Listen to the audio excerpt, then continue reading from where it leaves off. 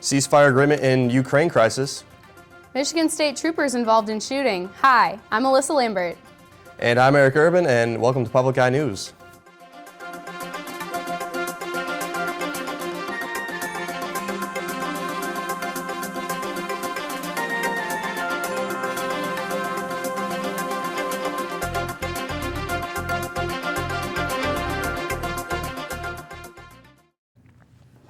Breaking news regarding marathon peace talks aimed at ending bloody crisis in eastern Ukraine concluded today with a ceasefire that's due to start Sunday and an agreement for both sides to pull back on heavy weapons.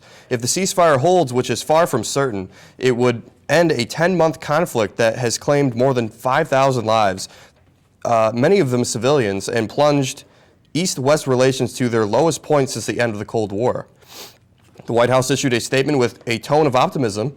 It said, quote, "The United States welcomes the agreement reached today in Minsk. The agreement represents a potentially significant step toward a peaceful resolution of the conflict and restoration of Ukraine's sovereignty," end quote. M28 was shut down by the Michigan State Police at 8 p.m. last night, and the stretch of road between Munising and Kewabgum Road in Marquette County will remain closed until further notice from officials. M28 was shut down due to high winds, poor road conditions, and visibility issues. M28 from Marquette to Munising reopened today at 3 p.m. Please still use caution as roads are still slippery and wind gusts could occur. 2 Michigan State troopers were injured in a shooting yesterday in Norway. Witnesses say a standoff between Norway police and a lone gunman occurred yesterday just after 3:30 p.m. after police attempted to issue an arrest warrant at a residence between 11th and 12th Avenue. The officer sustained minor injuries and one was treated and released from Dickinson County Hospital, while the other sought his own treatment. The suspect was not injured and was taken into custody at the Dickinson County Jail. So far, no names have been released. The Negaunee Township Planning Commission approved a conditional use permit for a gravel pit. The pit is going to cover 30 acres and is set to go just off of County Road 510, south of the bridge near Dead River. The project had been previously rejected by both the Planning Commission and the Zoning Board of Appeals, but the Negaunee Township Attorney Kevin Koch issued an opinion by the Circuit Court reversed an appeal at a township level granting the permit. The Zoning Board of Appeals will give the final say on whether to issue the permit or not next week. If approved, the Kona Ridge Mining Company can make the decision of when to begin operations. The headquarters for the UP 200 sled dog race are up and running. The Upper Peninsula Sled Dog Association has set up shop in the Marquette YMCA gym for the second straight year. At the headquarters, you can buy race merchandise and bid in the silent auction. You can also buy tickets for your Mush Bush tickets. The YMCA will house the pre-race banquet and bib draw at 6:30 tomorrow night. Old-time race volunteers are also being celebrated as part of the 25th anniversary of the 200. Nobody in Wisconsin matched all the winning numbers to win the big Powerball jackpot worth $564 million, but $1 million isn't a bad consolation prize. The Wisconsin Lottery says someone who bought a ticket at Durand Avenue Mart in Racine matched 5 numbers, but not the Powerball to win the million in Wednesday's night's drawing. Tickets in North Carolina, Puerto Rico, and Texas matched all the winning numbers and will split the huge jackpot. Wednesday's jackpot was the 3rd largest in Powerball history. And after the break, we'll be back with your national and international news. Stay tuned. Welcome back. A new development in the holding of American aid worker and ISIS hostage Kayla Mueller has come forward. U.S. intelligence and government officials say that Mueller may have been paired with a male ISIS fighter during her captivity, but it is unclear whether or not she was coerced, sold, or forced into the pairing. ISIS sent Mueller's family a private message last weekend with information about her death, but the pictures in the message did not confirm exactly how Mueller died. National Security spokeswoman Bernadette Meehan said that reports that have already been published about the captivity cannot be proven, but the U.S. government is devoted to continuing to analyze the situation. Another new development in a Middle Eastern situation has produced more information, but not a clear resolution. 2 Al Jazeera journalists who had been imprisoned for over a year were released ahead of their retrial charges. Mohammed Fahmy and Bahar Mohammed were accused of supporting the banned Muslim Brotherhood and broadcasting footage of a protest in December of 2013 and were convicted along with Peter Gresti, who was previously released and deported. Fahmy was released on a bail of $32,750 after surrendering his Egyptian citizenship, and Mohammed was not required to post bail, but is barred from leaving the country before the retrial date on February 23rd. An Al Jazeera spokesman said that Setting bail is a good step, but the court should dismiss the case and release both of the journalists without harm. The trial of the man accused of killing Chris Kyle, the protagonist in the top-selling book and hit movie American Sniper, began Wednesday with a lawyer using Kyle's own word to bolster an insanity defense.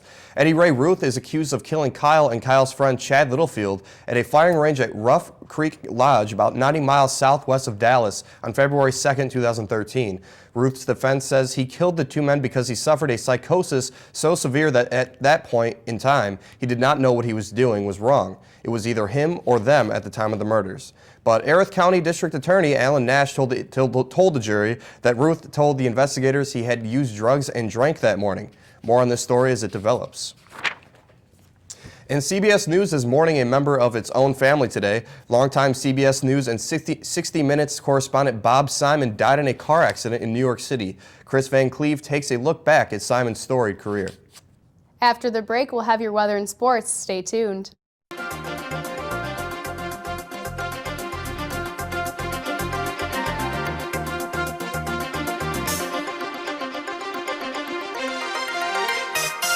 Welcome back to Public Eye News. My name is Dane Wormlinger with your local weather. Well, as you can see behind me in the Academic Mall, things are pretty chilly. We have blizzard-like conditions with wind chills in the -20s. Right now in Marquette, it's about 3 degrees with winds north at 17 miles per hour and the barometric pressure holding at 30.39 inches.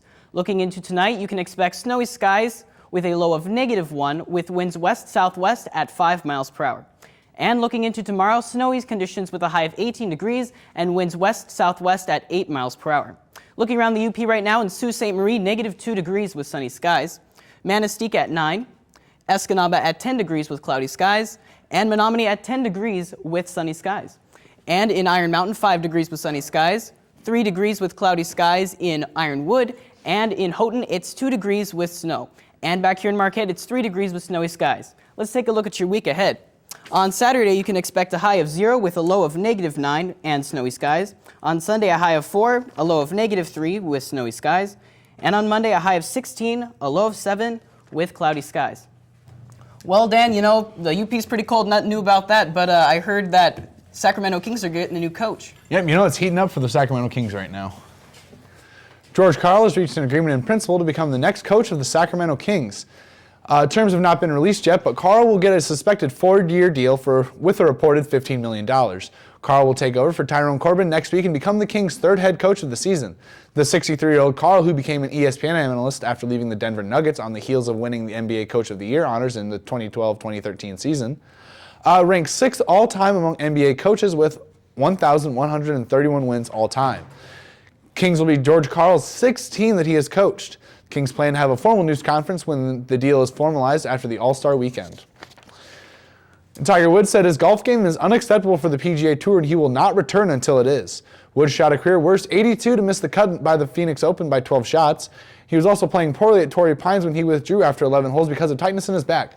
Woods said Wednesday on his website that the injury was not related to the back surgery he had last spring.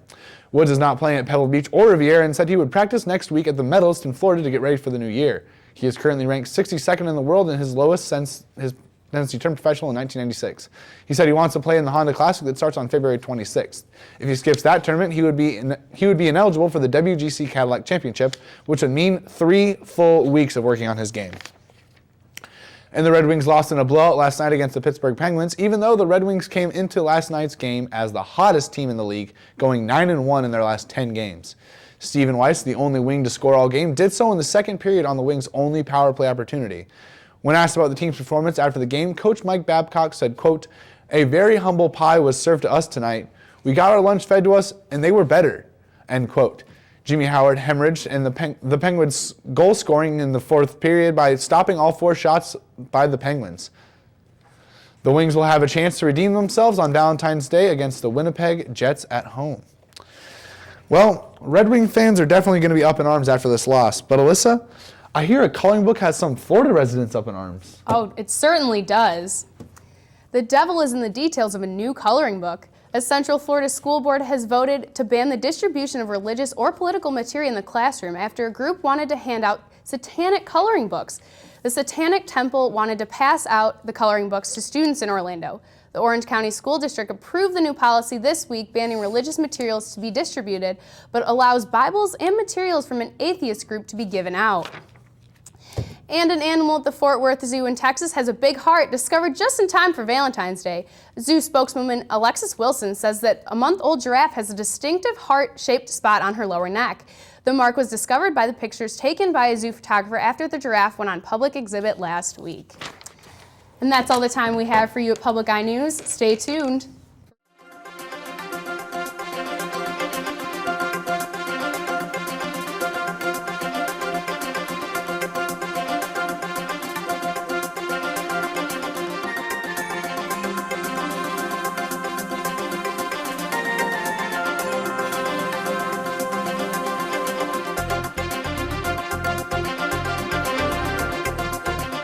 The preceding program was produced in studios located in the Edgar L. Hardin Learning Resources Center by WNMU-TV, Northern Michigan University Public Television.